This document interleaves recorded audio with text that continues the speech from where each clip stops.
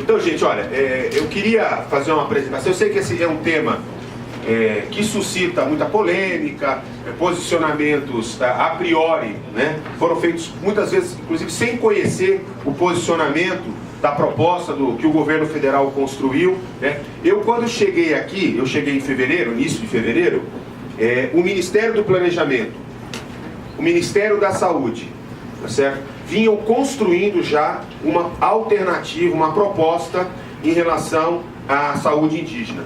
Particularmente acelerada a partir de todo o processo e das próprias conclusões da 5ª Conferência Nacional de Saúde Indígena, que foi em dezembro de 2013, tá certo? Então, assim, existe uma preocupação muito grande do governo federal pela responsabilidade que a nós está atribuída de fazer o aperfeiçoamento do processo. Eu me lembro muito bem, assim que eu assumi o Ministério, as lideranças indígenas, certo? Não só nas reuniões da mesa, eles participam, mas em outros espaços, quando eu fiz aquele processo de escuta aqui, os conselheiros lembram, né? Como foram muito firmes as lideranças indígenas, no sentido de apresentar uma série de problemas que vinham sendo enfrentados no âmbito do subsistema de saúde indígena, no âmbito da CESAI, dos DICEIs e mais especificamente lá nas aldeias, certo? Como estava a dificuldade de conseguir concretizar o processo de não só de assistência à saúde, mas também do saneamento,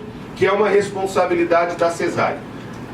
A presidenta Dilma e a ministra Miriam Belchior me pediram que a nova equipe, que sucedeu a equipe do ministro Alexandre Padilha, mantida, vários dirigentes, inclusive Antônio Alves, que tinha participado de todo o processo, pediu que a gente fizesse uma reavaliação da proposta.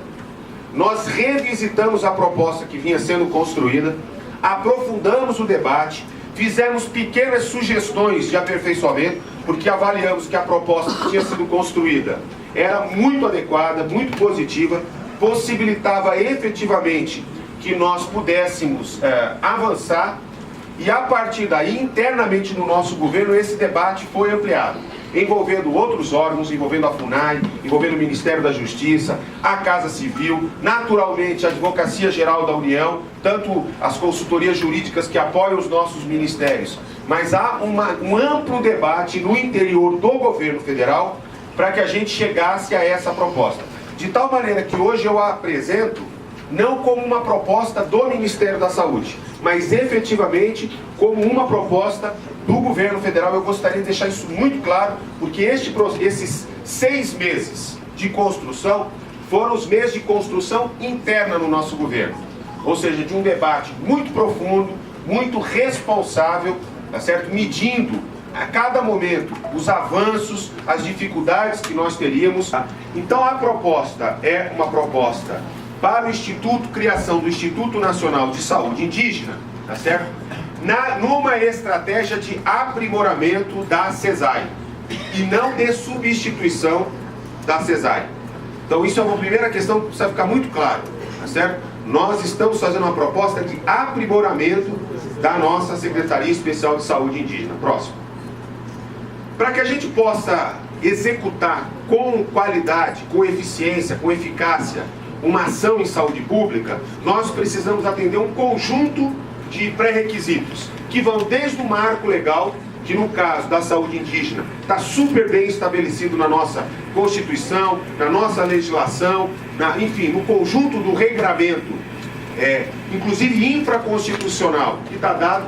Nós precisamos ter uma política definida para o setor, tá certo? E nós temos feito isso, não só com a criação da CESAI, mas inclusive com as próprias diretrizes, as deliberações da Conferência Nacional de Saúde Indígena, da 5ª. Nós precisamos ter recursos orçamentários, mas nós também precisamos dar conta de aspectos importantes que lá na ponta, onde as pessoas são de carne e osso, vivem, elas precisam ter os serviços, tanto de saúde e de saneamento, estruturados e funcionando. Nós precisamos ter estrutura física, nós precisamos ter recursos humanos em quantidade e qualidade suficiente, nós precisamos ter equipamentos, insumos, nós precisamos ter todo um sistema de logística, nós precisamos ter gestão, e para nós, isso não é de menos, isso é de mais, nós precisamos ter controle social, certo? Saímos aqui de vários debates que mostram a importância da participação da sociedade e do controle social na política de saúde. Passo próximo. O nosso modelo atual, tá certo? Hoje, o Ministério da Saúde, através da CESAI, ele é responsável, tá certo? Não só pela formulação da política, mas ele também é responsável pela execução das ações e do serviço de saúde através dos DICEIs, tá certo? Que se expressam tanto no polo básico como nos postos de saúde nas comunidades indígenas, nas casas de saúde do índio, tá certo? E na articulação da referência de serviços do SUS, aonde se complementa as ações de média e alta complexidade que não estão disponíveis nos postos de saúde e na estrutura pensada para a saúde indígena. Nós precisamos ter uma política executada de forma que a gente consiga fixar profissionais não indígenas nas aldeias. E isso não é fácil, é um desafio. Nós precisamos lembrar sempre que no subsistema de saúde indígena, nós precisamos ter a aceitação pelas comunidades indígenas destes profissionais. Por uma série de elementos que tem a ver com as características da saúde indígena. Não adianta colocar qualquer profissional contra a vontade das lideranças e da comunidade indígena. Não tem aceitação, não dá liga, não roda, não funciona. As escalas de trabalho, obrigatoriamente, na maior parte das aldeias, tá certo? E nós estamos falando na assistência de mais de 660 mil cidadãos brasileiros que vivem nas aldeias indígenas, tá certo? Ela não consegue se estruturar pelos regimes previstos no regime jurídico único. Ou seja, ela exige a construção de escalas de trabalho, jeitos de organizar o processo de trabalho que sejam diferenciados, com remunerações especiais compatíveis com essa complexidade, tá certo? Com a exigência de que alguns trabalhadores, e se possível a maior parte, sejam indígenas, tá certo? Que possam residir nas aldeias e serem inclusive indicados pelas lideranças locais, pelo sistema de representação e por tudo que significa a construção dos valores das comunidades indígenas.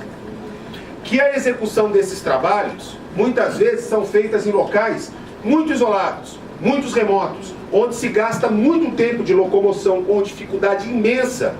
O tempo de transporte, o tempo de chegada ao local de trabalho, muitas vezes, é muito expressivo. Que nós precisamos aproveitar profissionais indígenas que conheçam os costumes, a língua, e que muitas vezes, aqueles que nasceram na própria aldeia, tá certo? E que a remuneração precisa ser diferenciada em função exatamente também da dificuldade local de trabalho. Passo próximo.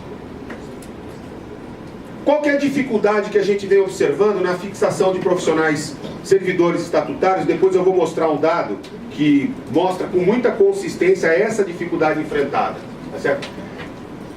No que diz respeito à fixação dos servidores, a carga horária diferenciada nas escalas de trabalho de até 60 dias em área, as longas viagens até os polos básicos, muito tempo fora do domicílio, o isolamento, a dificuldade de comunicação, as diferenças linguísticas e culturais.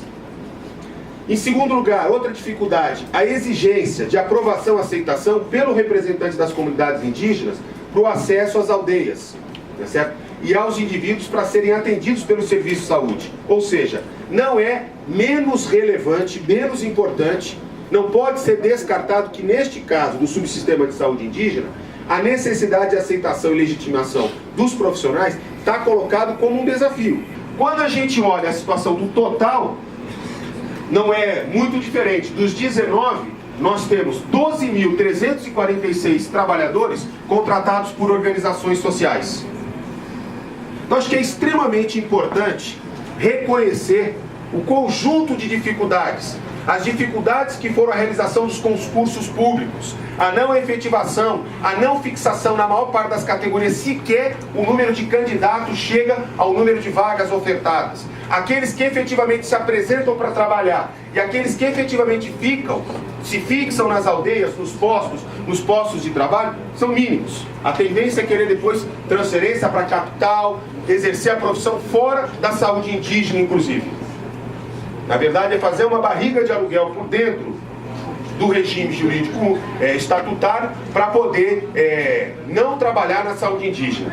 Então, é uma dificuldade que a gente tem. É claro que nós temos aqui um conjunto valoroso de servidores que ainda continuam com a gente, não podem ser desconsiderados, mas é um número hoje muito pequeno, são os antigos servidores da FUNASA, em sua grande maioria, que são esses 2.085, tá certo? Que foram incorporados, né, na transformação da CESAI, tá certo? Mas que efetivamente hoje se demonstram um efetivo muito pequeno, tá certo?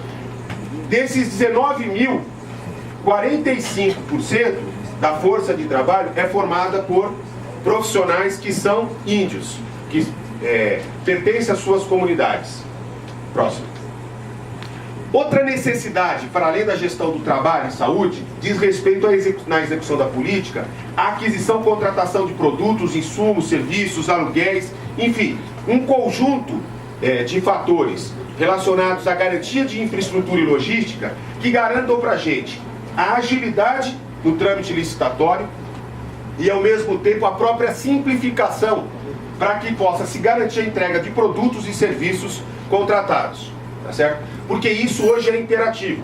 E eu agradeço a atenção, peço desculpa se me prolonguei um pouco demais, mas acho que a proposta é muito séria, precisa de uma apresentação preliminar que oriente o nosso debate, que possa colocar os elementos, e estamos aqui à disposição, não só eu, mas o Antônio Alves, nosso secretário, a Ana, nossa secretária de gestão do Ministério do Planejamento, a Ana Paula, nossa secretária executiva, o Andrezinho, todos nós que participamos ativamente na formulação dessa proposta, demos a nossa contribuição. Essa proposta não é uma proposta apenas da CESAI. Eu acho que tem que ficar muito claro, ela é uma proposta do governo federal para um debate democrático e comprometido com o avanço da saúde indígena. Obrigado.